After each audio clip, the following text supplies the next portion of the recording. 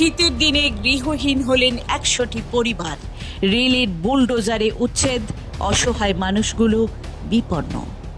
খন্ডান স্টেশনের পাশে রেলের জায়গায় আজ সকালে বুলডোজার নিয়ে অভিযান চালায় রেল কর্তৃপক্ষ। এতে প্রায় ১০০টি পরিবার তাদের একমাত্র আশ্রয় হারায়।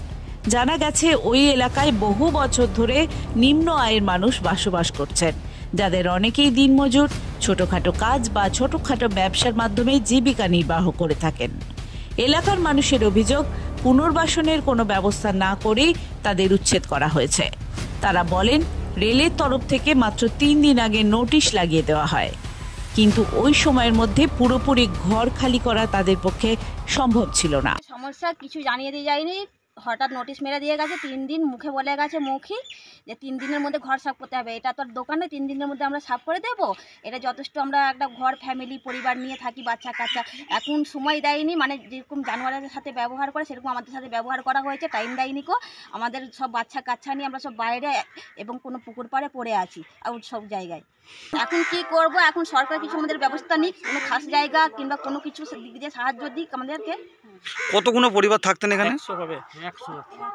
এখানে অনেকগুলোই বাচ্চা আছে, ১০০ পরিবার আছে এখানে। ১০০ পরিবার হবেন। হ্যাঁ। কোনোদিন কোনো নেতা বা মন্ত্রী বা এমপি কেউ এসেছিল? না, কেউ আসেনি। ভোট নেওয়ার সময় আসে, ভোট নেওয়ার সময় তখন লাইন ধার কিংবা ডিসি জায়গা দেখে না, তো তখন আসে সব ভোট নেওয়ার জন্য। কিন্তু এই এখন যে আমাদের এই সমস্যা, সব পরিবার সব সদস্য আমাদের সব জলে ভেসে আছে, সব কান্নাকাটি করছে বাচ্চা নিয়ে, কোথায় যাব কোথায় দাঁড়াবো। শীতকালে এটা গরমকাল হতো তাও একটু মানুষ চেষ্টা করতো, এই ঠান্ডার মধ্যে আমাদের বাচ্চাগুলো তো কষ্ট পাবে। এবার সরকার কি ব্যবস্থা নেবে বা সরকারের উপর সেটা নির্ভর। বুলডোজারের আওতায় পড়ে তাদের বাসস্থানের আসবাবপত্র, হাঁড়ি, বাসন, জামা কাপড় এবং বাচ্চাদের পড়াশোনার বইপত্র সবকিছুই চাপা পড়ে গেছে। উচ্ছেদের ফলে শীতের দিনে খোলা আকাশের নিচে এসে দাঁড়িয়েছেন প্রায় ১০০টি পরিবার। শিশু, বৃদ্ধ ও মহিলারা তীব্র শীতে কোনো আশ্রয় ছাড়াই দিন কাটাচ্ছেন। এখানে 25 বছর ধরে বসবাস করছি। এর আগে একবার এসেছিল, রেলের সীমানা পুঁতে দিয়ে গেছে, বলছে এইটুকু আমাদের দরকার লাগবে, পরবর্তীকালে দরকার লাগলে আপনাদেরকে সবাইকে উঠতে হবে। কিন্তু তারা সীমানা এতটা পুঁতে দিয়ে গেছে, পিলার পুঁতে দিয়ে গেছে, কিন্তু পিলার অবধি নেয়নি। ওপারে পিলার অবধি নিয়েছিল, সেই ভেবে আমরা আশাকৃত করে ঘর নিয়ে বসবাস করছিলাম বাচ্চা কাচ্চা নিয়ে।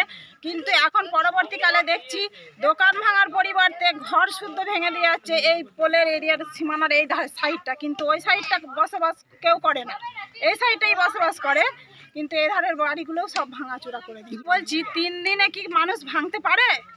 মানুষকে 3 মাস সময় দিক, 1 মাস সময় দিক, 6 মাস সময় দিক, তারপরে তো মানুষ ঘর বাড়ি ভাঙতে পারে। 3 দিনে ঘর বাড়ি ভেঙে দিতে বলছে। আমরা এখন ঠান্ডায় কোথায় যাব? বাচ্চা কাচ্চা নিয়ে, রুগী মানুষ নিয়ে, বয়স্ক মহিলা, বয়স্ক শ্বশুর শাশুড়ি নিয়ে আমরা কোথায় যাব? এখন তো আমাদেরকে বসবাসের একটা জায়গা নির্দিষ্ট দিতে হবে, নাহলে এখানে এখন আমাদের থাকার নির্দিষ্ট আইনটা দিক 6 মাস কি 1 বছর, তারপর তো আমরা নিজেরা বাড়ি করবো। একটা ভাড়া বাড়ি খুঁজতে গেলেও আমাদের 2 থেকে 3 হাজার টাকা লাগবে।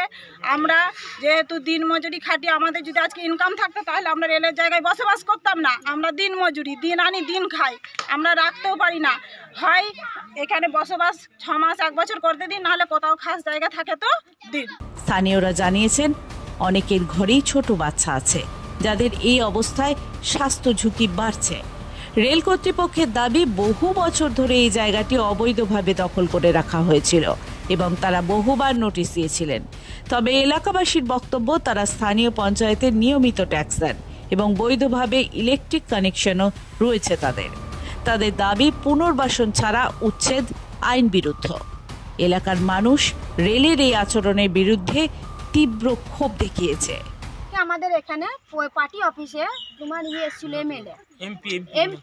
এমপি কে রচনা দিদিকে এইরকম ভাবে হাত জোর করে বললাম, দিদি আমাদের মাথার উপর থেকে ছাদ তো চলে যাচ্ছে, আপনি একটু ব্যবস্থা করুন।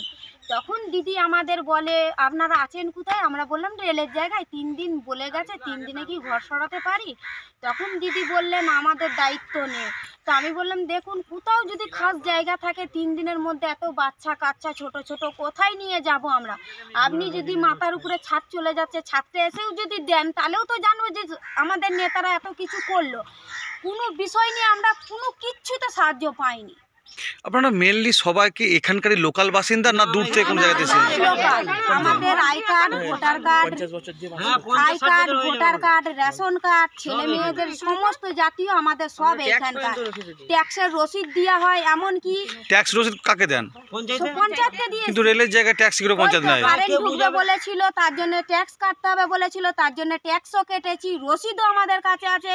তার মাঝখানে এখন আর আমরা ট্যাক্স কাটছি না। পঞ্চায়েত প্রধানকে জানিয়েছিলেন? সবাইকে, সকলকে ভিডিওতে লিখিত জমা দেওয়া হয়েছে, প্রধানকে বলা হয়েছে, সদস্যর বাড়ি এই মাত্র গেছিলাম যে কিছু একটা তিরপলের সহযোগিতা করো, কেউ কিছুই বলতে পারছে না।